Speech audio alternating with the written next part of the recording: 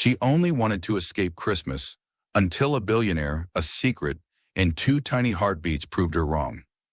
Before we begin, tell us in the comments what city are you watching from? And don't forget to rate this story from 0 to 10 at the end. Enjoy the story. Jewel Anthony had always believed Christmas was a season designed for everyone except her. While people wrapped gifts in golden ribbons, clinked champagne glasses, and filled their homes with music, she carried memories that tightened in her chest like cold fingers. Memories she never spoke about.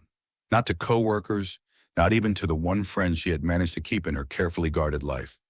She was an introvert by nature, quiet, elegant, and observant. People described her as mysterious, though she wasn't trying to be. She simply preferred silence over small talk, depth over noise. Her troubled childhood had carved that into her, the instinct to stay unnoticed, to stay safe. But what she lacked in boldness, she made up for in precision. At 28, Jewel was one of the top executive assistants in the entire company, organized, graceful, meticulous, and impossibly beautiful without trying. She moved like water, quiet, seamless, and hard to grasp. Which was exactly why, when the company needed a volunteer for a last-minute work trip during the holidays, Jewel didn't hesitate. Spending Christmas alone in her quiet Ikoyi apartment felt unbearable this year. She needed an escape, any escape. So she said yes. What she didn't know, what no one bothered to tell her, was that she wouldn't be flying commercial. And she wouldn't be traveling alone. The morning she arrived at the private aviation terminal in Victoria Island, her breath caught the moment she stepped inside. The place felt unreal. Sleek marble floors, soft lighting that glowed like warm honey, attendants dressed in deep navy uniforms.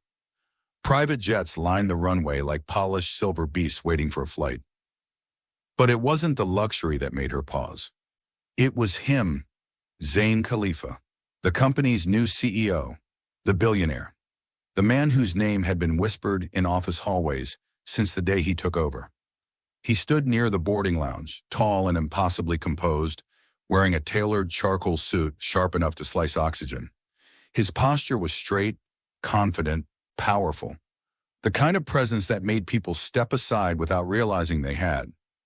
His dark hair was perfectly groomed, his jaw strong, and his eyes carried that unreadable depth that made women forget their own names.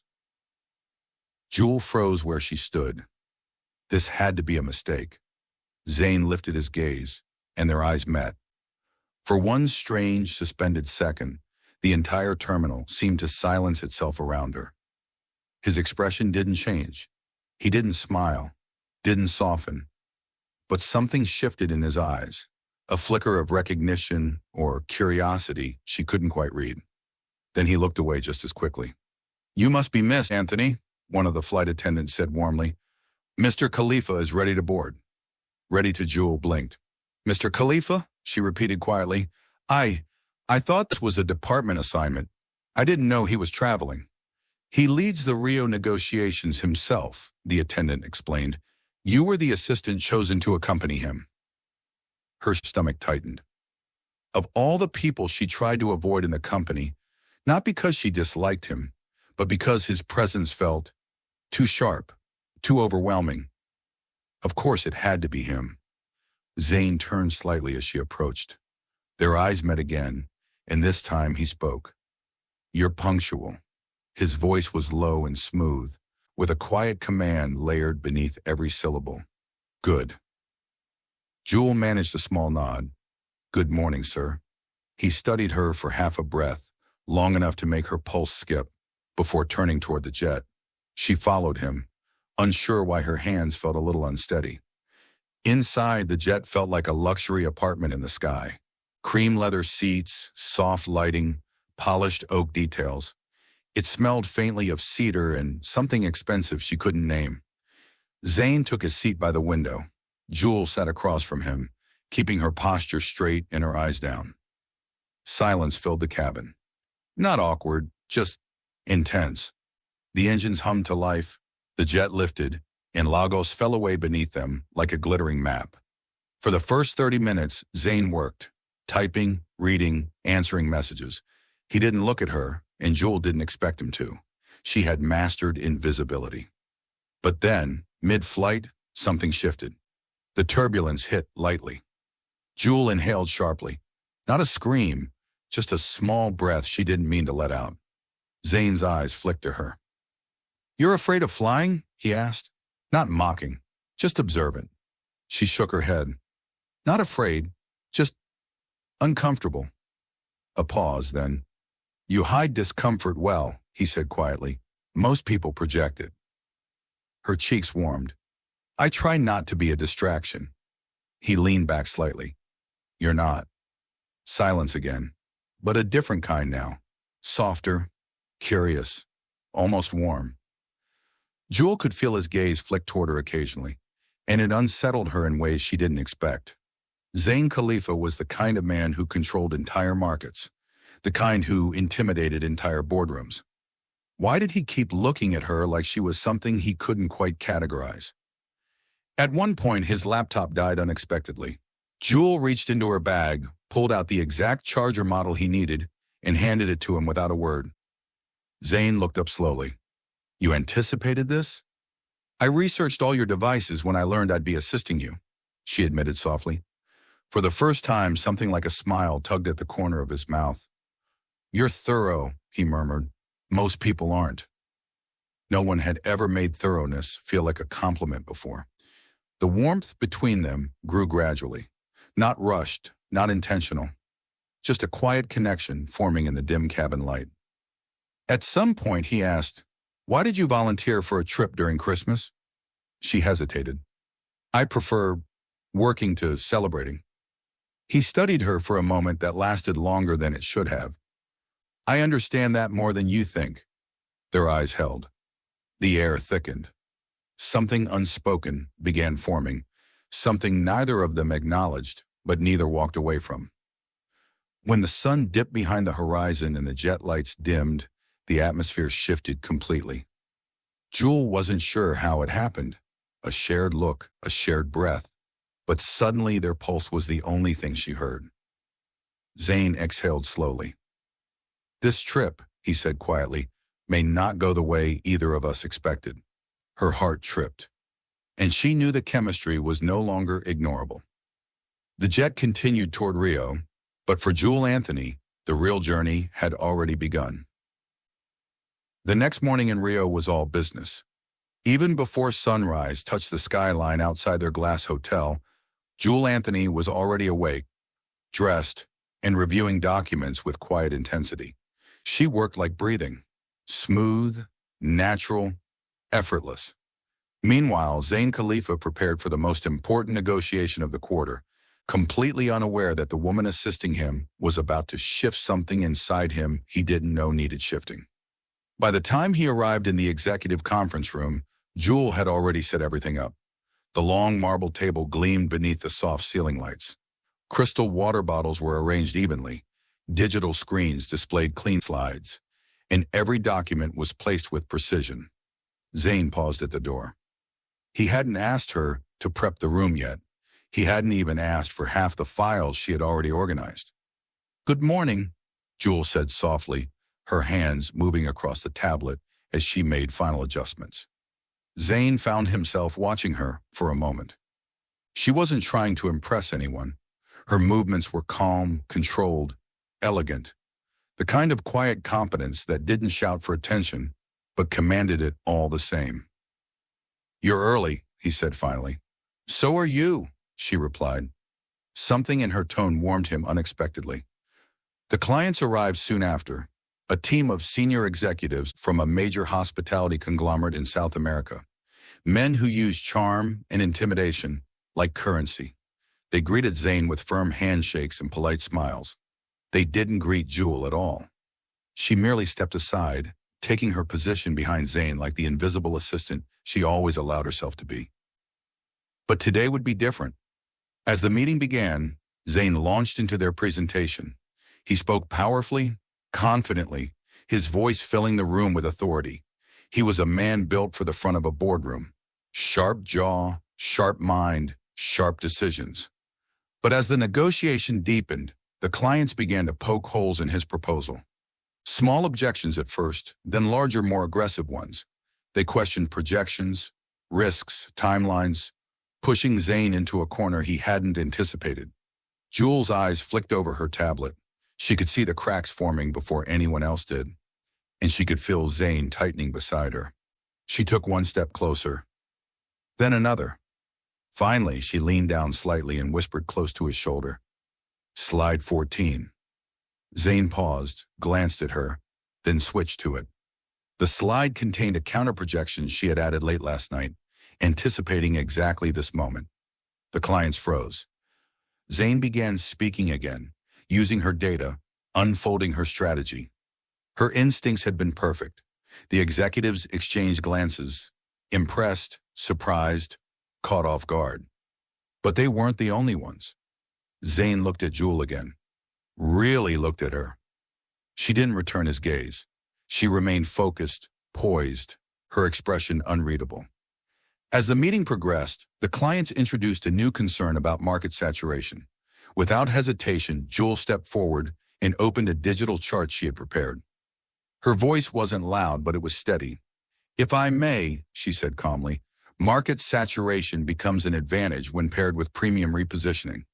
The data suggests a 32% increase in client loyalty when transitioning luxury properties from traditional to experiential branding. The room went silent, not because of what she said, but because of how she said it. Clear, intelligent, confident without being forceful. Zayn blinked slowly. What? How had he not noticed this before? The lead executive leaned forward. And you are? Jewel, she replied simply. Executive assistant.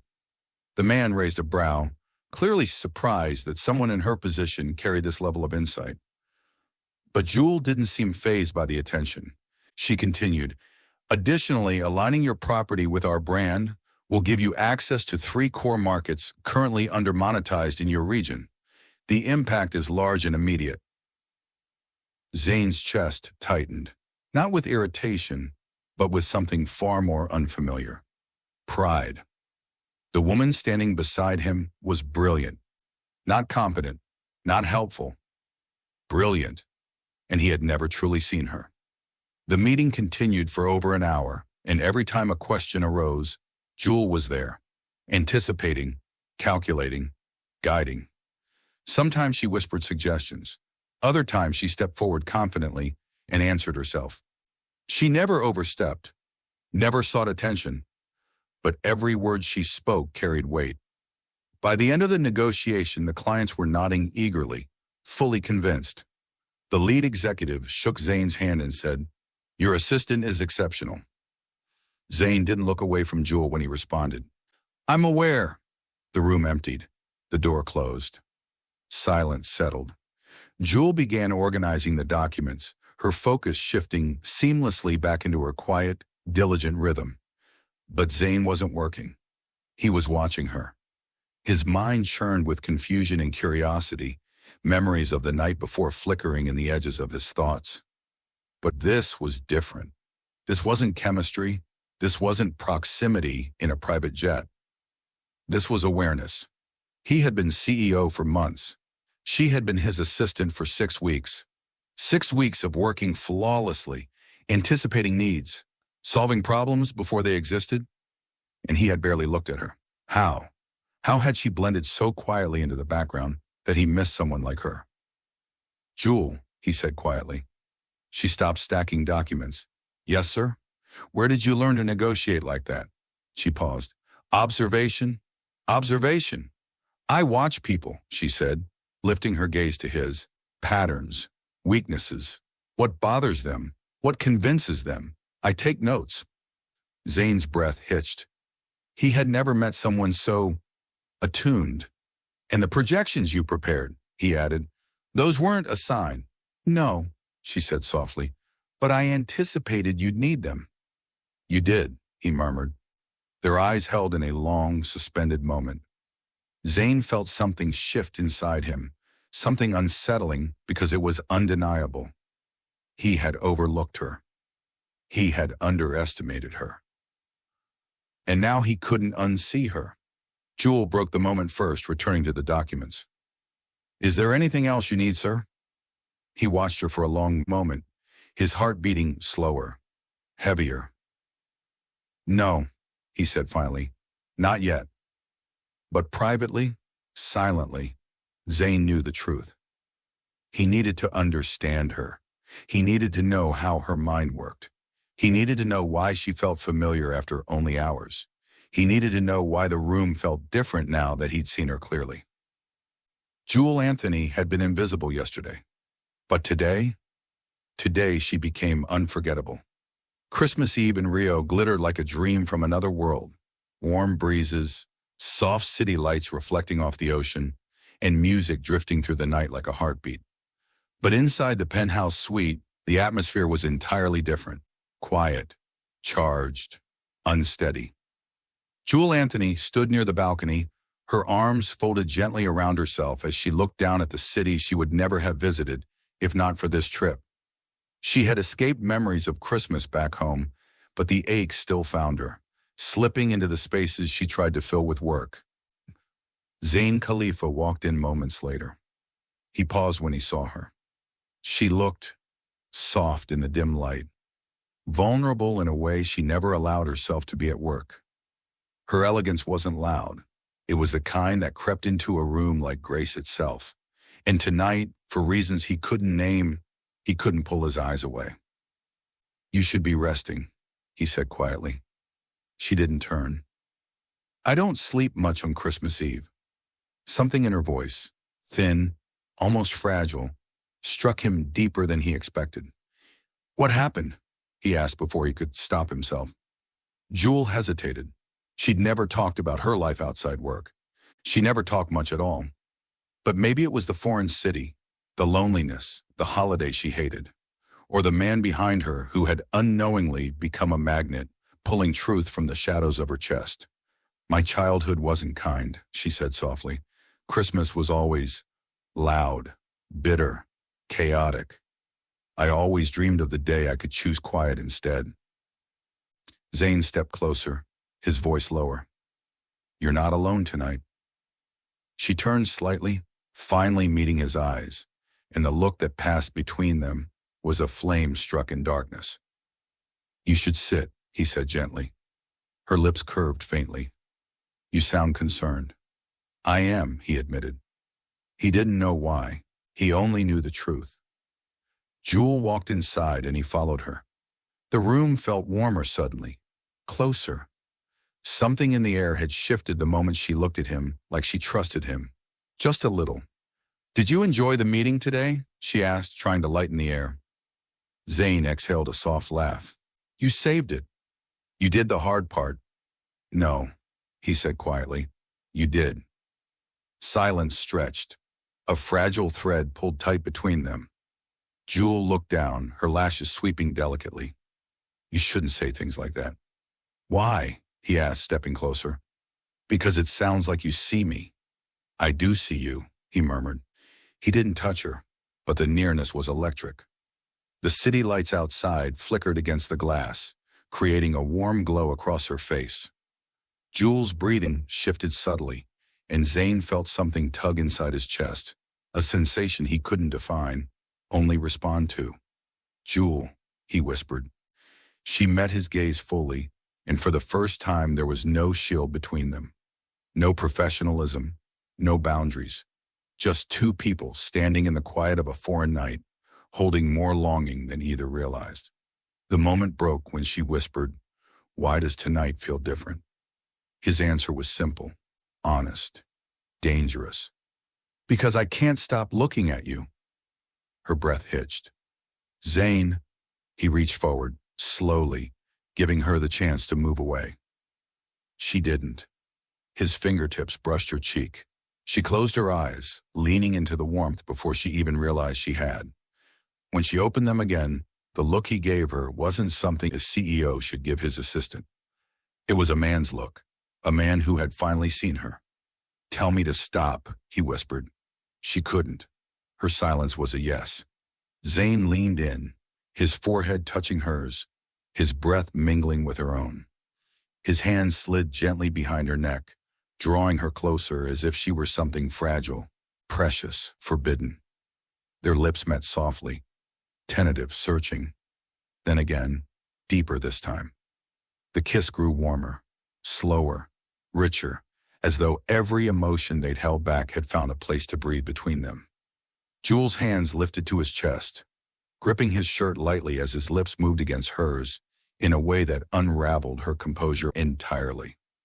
He kissed her like he wasn't supposed to. She kissed him like she never expected to be wanted this way. Zayn pulled her closer, his arms wrapping around her waist, drawing her body against his. Jules melted into him, her heartbeat racing beneath his touch. The air grew heavy, heated, alive. "Jules," he murmured against her lips, as if her name alone could break him.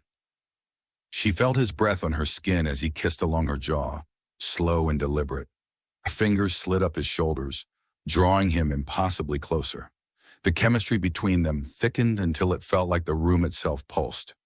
He lifted her gently, her legs curling instinctively around him, and carried her toward the bedroom. She clung to him, her heart pounding with anticipation, fear, longing, all tangled into one. The night unfolded with tenderness and unspoken need. His touch was careful, reverent. Her breaths were soft, shaky, filled with every emotion she had buried for years. The world outside disappeared until all that remained was heat, closeness, stolen whispers, and the quiet ache of two people who had stopped pretending they didn't feel something. And when the night finally faded into darkness, they lay in silence, wrapped in warmth neither knew they needed. But morning was cruel. The sunlight revealed a different Zayn, stiff, distant, suddenly ice where he had been fire. Jules stirred softly. "Good morning." He didn't respond. He stood, adjusting his shirt, his jaw tight, eyes cold. "This shouldn't have happened." Jules sat up slowly, her chest tightening. "Zayn." "It was a mistake," he snapped. "A lapse in judgment." "A mistake?" Her voice cracked. His next words shattered her. "You're not my class, Jules. You know that.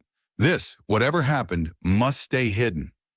I'll compensate you for your cooperation." She felt something inside her break, clean and deep.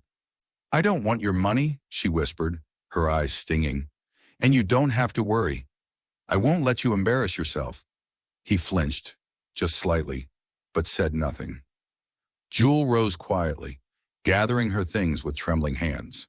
Her dignity held her up when her heart wanted to collapse. "Don't worry, Mr. Khalifa," she said, voice steady despite the pain. "You'll never have to regret me again."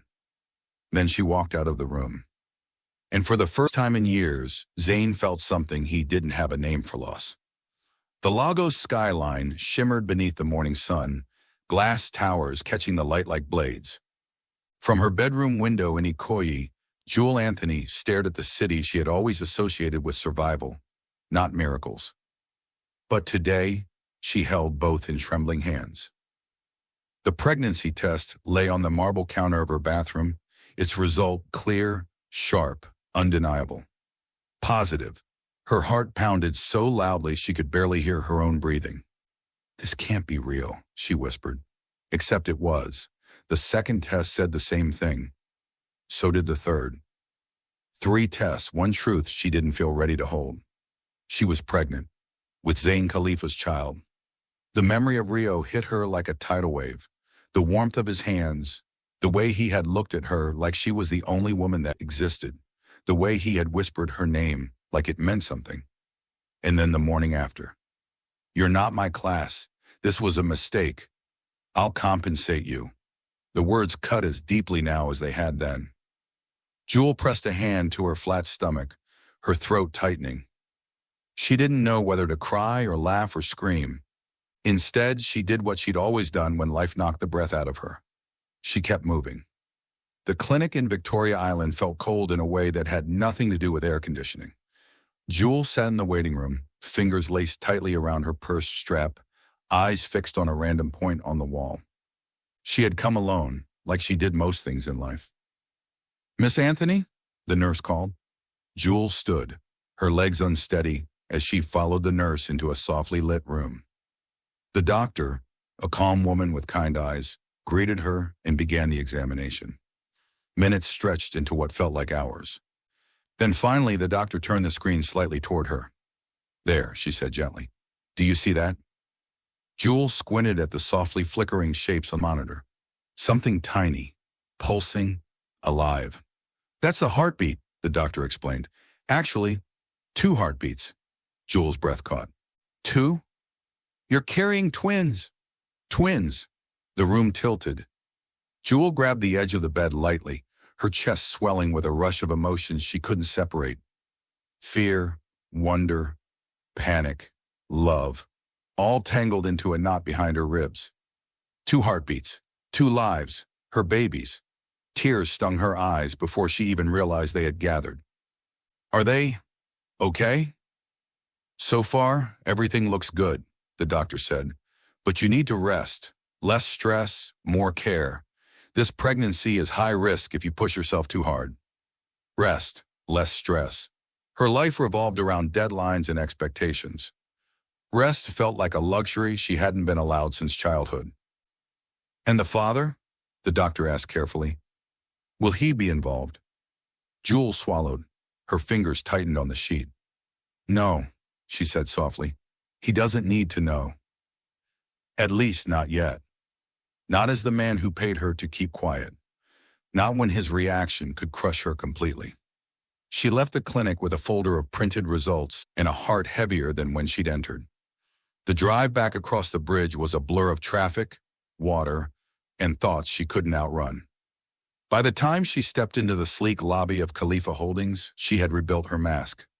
She was an assistant again, efficient, composed, invisible. If she avoided his eyes, his floor, his presence, maybe she could breathe.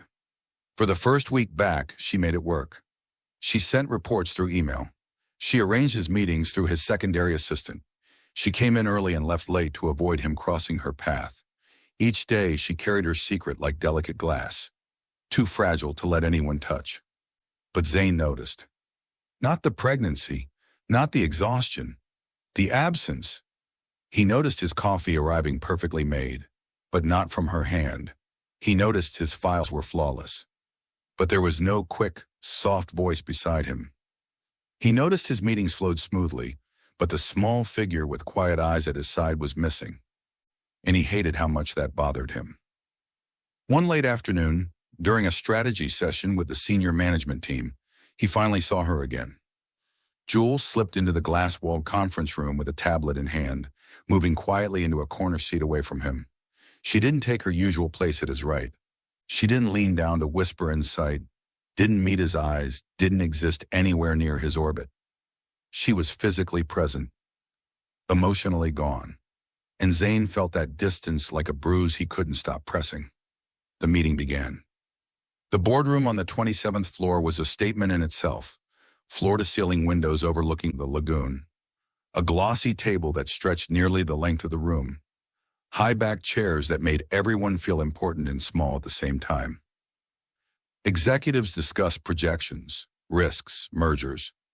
Zayn led with his usual precision, but underneath his words, his attention kept drifting to the far corner where Jules sat quietly, taking notes. She looked different, paler, more fragile, the usual sharpness in her eyes dulled with fatigue. He watched her rub a hand lightly over her forehead, as if fighting a headache. She took a sip of water. Her fingers trembled. "Zayn, the timeline you proposed," one of the directors was saying. He forced his eyes away from her. "The timeline stands," Zayn replied firmly. "We move now or we lose leverage." The discussion grew more intense. Numbers flew across the screen. Voices overlapped. The room's energy sharpened into pressure. Jewel continued to type, her gaze unfocused for a second too long. Her heart was pounding faster. The air felt thicker. The words in front of her started to blur. "Breathe," she told herself. "You've survived worse." But her body didn't care about her history. It cared about the 2 lives growing inside her and the storm of stress tearing through her veins. Her vision dimmed around the edges. She tried to steady herself, pressing a hand discreetly to her stomach. A wave of dizziness washed over her. Someone's voice grew distant. Jewel, are you okay? She didn't answer. The room spun once, twice, then everything went black. Her chair tilted. The tablets slipped from her grasp, clattering to the floor. Heads turned sharply as Jewel's body crumpled sideways. Jewel! Someone shouted. The world snapped for Zayn. He was out of his chair before he even knew he'd moved. The board members watched in stunned silence as the billionaire CEO abandoned his seat at the head of the table and rushed to the corner of the room, dropping to his knees beside her. Jewel, he said, his voice far from its usual cool control. Jewel, look at me. Her eyes were closed, her face unnervingly pale. He brushed a hand against her cheek, his chest tightening painfully. Call medical, he barked. Now! The room exploded into motion. An assistant bolted out the door. Someone fetched water. Another cleared the space around her. Zayn stayed kneeling beside her, one hand pressed gently against her back, the other brushing hair from her face. Come on, he whispered. Don't do this to me. To me. The words surprised him, but he didn't take them back. Minutes felt like years before the in-house medic arrived and examined her. Low blood pressure, he said. She needs to be monitored. We should get her to a hospital. I'll take her, Zayn said immediately. No one argued. He carried her himself, lifting her into his arms with a care that made more than one person in that boardroom exchange stunned glances. Jewel's head fell against his shoulder, her body weight light but frighteningly limp. In the private car, he couldn't stop looking at her. The faint lines of stress around her mouth, the dark circles under her eyes. How had he not seen how tired she was, how much she had been carrying? At the hospital in Victoria Island, Jewel was rushed into an examination room. Zayn paced outside, hands clenched, mind racing. Worry roared louder than his ego. After what felt like forever, the doctor stepped out, holding a tablet. Mr. Khalifa, he asked. Zayn straightened. Is she okay? The doctor nodded once. She fainted from a combination of stress and low blood pressure, but she's stable now. She needs rest. He hesitated, studying Zayn carefully. Are you family? The word lodged in his throat. I'm her employer. The doctor considered him for a moment, then sighed. Well, as her employer, you should know she shouldn't be working at this pace, especially not in her condition. Zayn's brows drew together. Her condition? The doctor frowned. She didn't tell you? A cold weight dropped into his stomach. Tell me what? The doctor turned the tablet slightly, revealing a familiar black and white image. Two small forms, two flickers of life. She's pregnant, the doctor said, with twins, about 8 weeks along. The world went silent, completely silent. Zayn stared at the screen, his chest burning, his heartbeat thundering in his ears. He felt like the floor had vanished beneath him. Twins, his babies, Jewel, Rio, that night. Every piece fell into place with brutal clarity. His first reaction was shock. The second was guilt. Thick, suffocating, merciless. You're not my class. This was a mistake. I'll compensate you. He had said those things. To the woman carrying his children, the doctor's voice broke through the haze. She'll wake up soon. It might help if there's someone she trusts nearby. Zayn swallowed hard. He didn't know if she trusted him anymore. But he knew one thing with a certainty that shook him to his core. He wasn't walking away. Zayn Khalifa stood outside Jewel Anthony's hospital room for almost a full minute before he found the courage to enter. He had faced boardrooms filled with hostile billion-dollar investors, political storms, collapsing mergers, but nothing had ever shaken him the way the sight of two small heartbeats on that ultrasound screen had. Twins, his twins, and the woman carrying them, resting behind that door, was the same woman he had wounded with careless, brutal words. When he finally stepped inside, Jewel was awake, sitting up weakly against the pillows. Her eyes lifted instantly, but the warmth he remembered from Rio was gone. She looked at him like someone looking at a stranger. Jewel. His voice was low, unsteady. How are you feeling? She didn't answer immediately. She simply shifted her gaze to the window, her hand resting protectively over her stomach. Better, she finally said. The doctor said the babies are fine. Babies. He felt that word like a fist to the chest. Zayn stepped closer. Jewel, why didn't you tell me? Her eyes finally met his, sharp and wounded. You made it clear I was a mistake, Zayn. Women don't share this kind of news with men who try to pay them to disappear. He flinched. Hard. I didn't know, he said quietly. You didn't want to know. Silence thickened the air. She was right. He had run from the consequences of intimacy like a coward, and now he stood in front of her, a man undone. Zayn exhaled shakily. I'm sorry for what I said in Rio. It was cruel. You didn't deserve it. Jewel looked away again, blinking quickly as if holding back tears. He stepped closer, not touching her, but close enough to let her feel his sincerity. I want to take care of you, he said, and the babies. Her breath hitched, but her expression hardened. I don't need saving, Zayn. I didn't say you did, he replied, but you shouldn't be alone right now. You fainted. You're exhausted. You're stressed. Let me help. Jewel shook her head. You can't fix this with money or guilt. I'm not trying to fix it, he said quietly. I'm trying to be present. Her jaw clenched. Too many emotions warred behind her eyes. Fear, anger, uncertainty, longing, exhaustion. She had survived too much in her life to simply surrender her heart to a man who broke it once already. A nurse entered with discharge papers, interrupting them. Jewel signed them silently. When she tried to stand, she wobbled slightly. Zayn was at her side instantly. I'm fine, she whispered. You're not, he answered, guiding her gently. Come home with me. Her eyes widened. Home? To my residence, he clarified. My Banana Island property has private medical care, staff, security, a chef, everything you'll need. You'll be safe there. Rested, monitored, you're Zayn. Jewel, I'm not asking. Her eyes flashed. You don't get to order me around. Not because I'm pregnant, and certainly not because you feel guilty. The reprimand hit him hard, but he didn't step back. I'm not doing this because of guilt, he said tightly. I'm doing this because you and the babies matter to me. She blinked. The words seemed to stun her. He continued, softer now. I know I hurt you. I know you don't trust me, but please, let me do the right thing this time. The fight in her expression weakened. She wasn't agreeing, but she wasn't walking away either. One step, that was all he needed. Fine, she said finally. Only because the doctor said I shouldn't be alone. But this doesn't mean anything more. He nodded. Understood. But internally, something fierce and possessive awakened in him. It meant everything. The drive to Banana Island was quiet, the city lights blurring past the tinted windows. Jewel stared outside, her fingers lightly touching her stomach.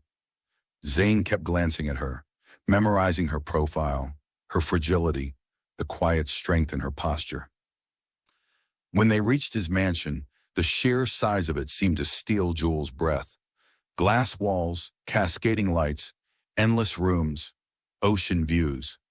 Everything felt too large, too luxurious for someone who'd spent her life shrinking into corners to stay safe.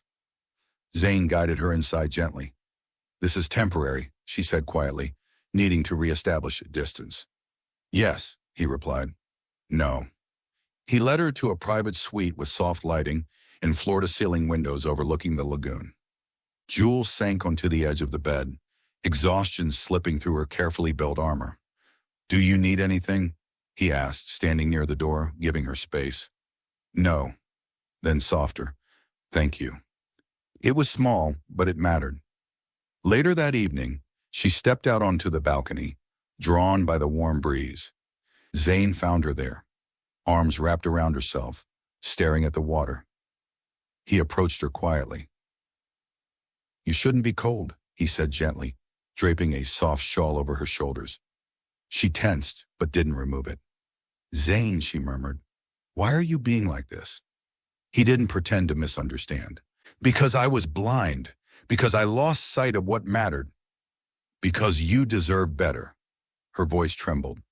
You broke me that morning. He closed his eyes. I know. And now you expect me to trust you? No. He stepped closer. I expect to earn it. Her breath shook. Zayn, I don't know if I can do this with you. You switch off your emotions like it's nothing. I can't risk that. Not with the babies. Not with myself. He reached out, gently taking her hand. I will not hurt you again. How do I believe that? She whispered. Their foreheads touched. Because losing you, he murmured, terrified me more than anything I've ever faced. Her eyes fluttered shut. For a moment, the chemistry between them pulsed, warm, dangerous, alive. Not like Rio, not like before. This time it was gentler, deeper, grounded in something real. But Jewel pulled back slightly. Not rejecting him, just protecting herself. I need time. You'll have it, he said softly. All of it. She turned away, tears slipping quietly down her cheeks. He didn't touch her again. He simply stood beside her, letting her know she wasn't alone. Inside that quiet moment, two truths existed. Zayn would do anything for her now, and Jewel still wasn't sure she could let him. The change didn't come in one grand gesture. It came in little things. The way Zayn started knocking softly on Jewel's door every morning just to ask, how did you sleep? The way he stopped scheduling late-night meetings and began coming home early, as if the center of his world had quietly shifted from boardrooms to the quiet suite at the end of his Banana Island hallway. The first time he went with her to the doctor after the hospital scare, Jewel thought it was a one-time thing, an apology disguised as responsibility. But when she walked into the clinic waiting room and saw him already there, book in hand, she realized it wasn't. He stood when she entered, that controlled face softening for a moment. You're early, she said. So are you, he replied, lifting the book slightly. She read the title and almost laughed. So you're really reading Pregnancy and Multiples? I read the chapter on mood swings, he said. It was enlightening. She rolled her eyes, but her lips curved slightly. You're not supposed to quote that at me. I won't, he said calmly, but I'm allowed to be prepared for when you start crying because someone cut your plantain wrong. Very funny. He sat beside her, close enough that their knees brushed when they shifted. He didn't work. He didn't answer calls. He simply watched her, memorizing every expression, as if trying to catch up on all the moments he'd ignored before. Inside the scan room, when the doctor turned the monitor toward them, Jewel held her breath. Two small forms flickered, two tiny, steady rhythms filling the room. There they are, the doctor said. Strong heartbeats. Jewel exhaled, relief washing over her. Beside her, Zayn's hand found hers. He didn't look at her, didn't make a big deal of it. He just held on, his fingers curling around hers, like those sounds were the only thing tethering him to gravity. Hey, he whispered under his breath, more to the screen than to her. We see you. Later in the car, he was unusually quiet. Jewel watched him from the corner of her eye. You're scared, she said softly. He didn't deny it. I've never wanted anything this much. Not money, not deals, nothing. She swallowed. They're not a deal, Zayn. You can't negotiate with this. I know, he said. That's what terrifies me. At home, his effort deepened. The library table that once held files and contracts was now crowded with baby books and printed articles.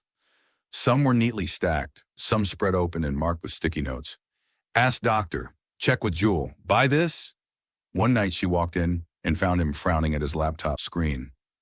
What now? She asked, amused. I'm being attacked, he said dryly, by a form of mothers telling me I'm folding baby clothes wrong in a video tutorial. She smiled. Welcome to real life. He closed the laptop and looked at her. Teach me. Teach you how to fold clothes? Teach me everything, he said simply. What you like, what you don't, what calms you, what makes you anxious. I don't want to guess with you anymore. The honesty in his tone stole her breath. It developed a strange sort of rhythm. He started bringing her night snacks at odd hours, sometimes perfectly cut fruits, sometimes slightly burnt pancakes, sometimes toast with too much peanut butter. You don't have to do this, she told him one night as he set a tray on her bed at almost 2 a.m. I know, he said, but apparently your children think hunger only exists after midnight. She took a bite and sighed in contentment. Okay, these are actually good. I'm going to pretend you sound more impressed than surprised. Don't get carried away, chef, she teased. But the truth settled somewhere deep inside her. He was trying, not for show, not to buy forgiveness. He was genuinely, clumsily, determined to be present. Still, fear sat inside Jewel like an unwelcome tenant. Some nights she lay awake, staring at the recessed lights on the ceiling, one hand on her belly, the other wiping away silent tears. What if he changed his mind? What if the babies came and the reality of crying and chaos drove him back into his old world of clean lines and quiet control? What if she let herself fall, and he stepped aside? The past had taught her that love was unstable ground. People left, promises broke, words like always dissolved when things got hard. So she watched him. She watched how he reacted when a call came in at 8 p.m. and he silenced it because she was dozing against a throw pillow in the living room. She watched how he instinctively steadied her whenever she stood up too quickly. She watched how his face softened every time she mentioned they instead of the babies.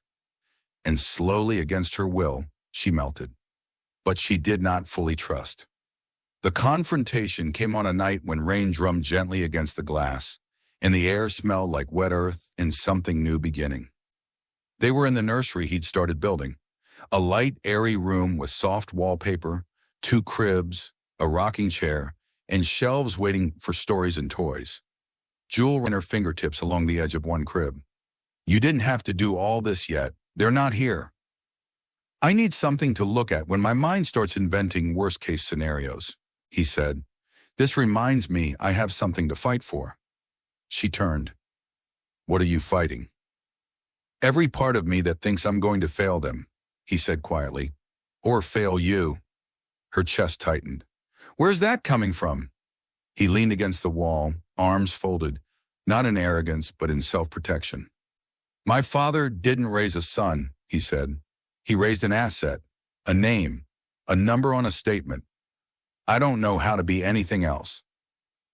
Zayn, she whispered. He met her eyes. I don't have a blueprint for this, Jewel. I don't know what a soft father looks like. I don't know what a safe home feels like. I only know what not to do. Sometimes, she said softly, knowing what not to do is a good place to start. He gave a humorless smile. And what if I still mess it up? Then you apologize, she said. You show up again the next day and try better. That's what love is. Not perfection.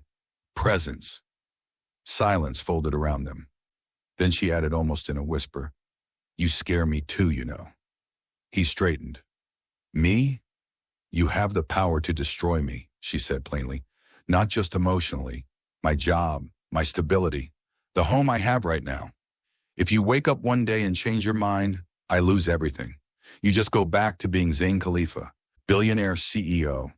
I go back to being a woman with 2 babies and no safety net. Her voice trembled but didn't break. I have spent my entire life building myself, she continued, brick by brick. I survived a childhood that wanted to swallow me whole. I learned to live with loneliness. I learned to be okay with quiet. I cannot, will not, build my life on someone who isn't sure they want to stay. His throat worked as he struggled to find words. Jewel wrapped her arms around herself. So yes, you're trying. Yes, you've changed. I see it. I feel it. But there's a part of me that still waits for the other shoe to drop.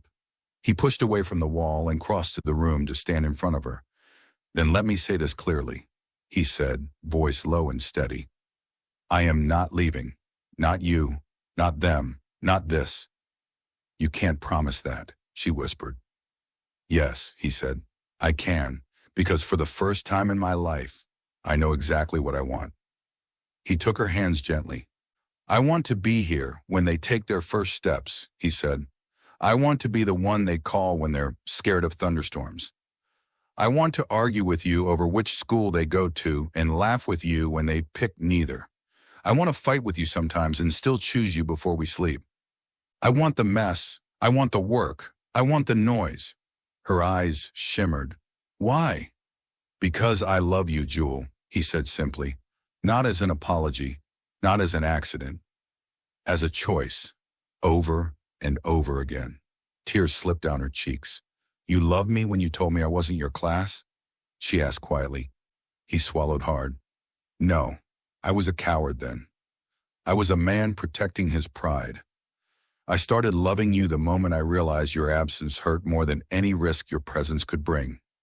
Her shoulders shook as a quiet sob escaped. I don't know how to do this, she admitted. I don't know how to be held without wondering when I'll be dropped. Then let me hold you, he murmured, and keep holding you until that voice in your head gets tired of being wrong. He pulled her gently into his arms. For a second she resisted, her body stiff, her hands caught between them. Then something inside her let go. She buried her face in his chest, fingers clutching his shirt, tears dampening the fabric. He held her carefully, protectively, his hand rubbing slow circles on her back, as if soothing more than just the tension in her muscles. I'm tired, Zayn, she whispered. Tired of being strong. Tired of waiting for people to leave. Then rest, he said into her hair. On me, with me. I'm not going anywhere. The words weren't magic. They didn't erase years of pain. They didn't guarantee a future without mistakes. But as he lowered his forehead to hers, and as their babies turned softly inside her, something undeniable settled between them. Fear was still there. But love stood taller. A year later, Christmas no longer felt like a wound, it felt like home. The Khalifa mansion in Banana Island glowed like something out of a warm dream. Soft gold lights wrapped around the balcony rails. A 6-foot Christmas tree sparkled in the living room, and the entire house carried the gentle scent of cinnamon and vanilla from the kitchen. On the marble floor, 2 adorable babies crawled in determined zigzags, Amelia and Aria, each dressed in tiny red Christmas pajamas with white cuffs. Their laughter echoed through the living room, bouncing off the high walls like music. One babbled happily at her reflection in the glass door. The other tried to tug at the wrapped gifts beneath the tree. Jewel stood on the balcony overlooking the lagoon, dressed in soft cream satin. The evening wind brushed her hair gently as she held Amelia close to her chest, the baby's tiny fingers clutching her neckline. Jewel looked peaceful, more peaceful than she had ever been in her life. Her eyes, once always guarded, shone with softness now, with certainty, with a happiness she had never dared imagine. Behind her, warm arms slipped around her waist. Zayn stepped onto the balcony with Arya resting on his hip, the baby giggling at the movement. He wore simple gray lounge pants and a soft white shirt, the kind of clothes he had never bothered with before becoming a father. His hair was slightly messy from crawling on the floor earlier, and there was a small smear of mashed bananas on his sleeve. A billionaire, a CEO, a father. He had learned how to be all three. Jewel leaned back into him instinctively, her body fitting against his exactly the way it had from the start, as though the universe had carved a space only he could fill. Look at them, Zayn murmured, kissing the side of Jewel's head. They're going to tear this house apart before morning. Jewel laughed under her breath. You spoil them more than I do. I'm allowed, he said. They're my girls. She looked at him, her expression soft and full. And you're mine? His gaze deepened. Always. For a moment, they simply stood there, 2 babies in their arms, 2 hearts finally at peace, watching the lagoon shimmer under the Christmas lights. Amelia let out a tiny yawn. Arya snuggled closer into Zayn's shoulder. The night grew quieter, softer, like the house itself was exhaling. Zayn lowered his lips to Jewel's ear. Jewel, he whispered, his voice rich with emotion He never tried to hide anymore. Our Christmas miracle wasn't Rio. It was you. Her breath caught, tears gathering behind her smile. Zayn, he pressed a slow kiss to her temple. Thank you for giving me a family, for letting me learn, for staying. She turned her face into his chest, whispering back, thank you for becoming the man I prayed for. Below them, the babies giggled again, the sound bright and hopeful. Together, Jewel, Zayn, Amelia, and Aria, they watched the Christmas lights glow over the lagoon. A family, a miracle, a beginning wrapped in love.